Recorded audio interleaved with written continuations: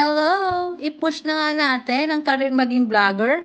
Mahuhulaan nyo kaya kung nasaan tayo ngayon? Nasa Sky Ranch tayo dito sa Tagaytay.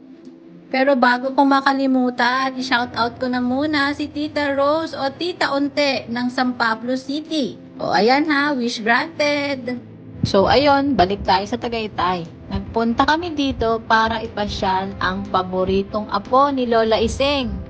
So bahala na kayong hulaan kung sino yun. Sayang nga lang at inabot na kami ng gabi kaya hindi na nila nakita ang Taal. Pero sabi ko, baka pag sumakay sila ng giant Ferris wheel na yun, makita nila ang buong view ng Tagaytay.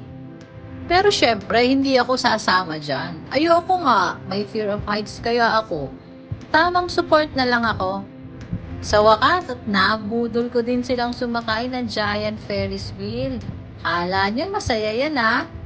Wow, excited sila oh. O, picture muna bago magsuka. Bahala na kayong hulaan kung sino ang pinsan ko sa mga yan.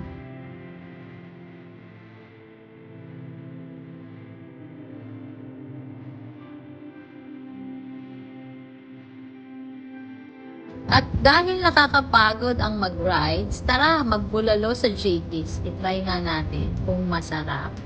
No comment! Yun lang! Peace and love! Thanks for watching!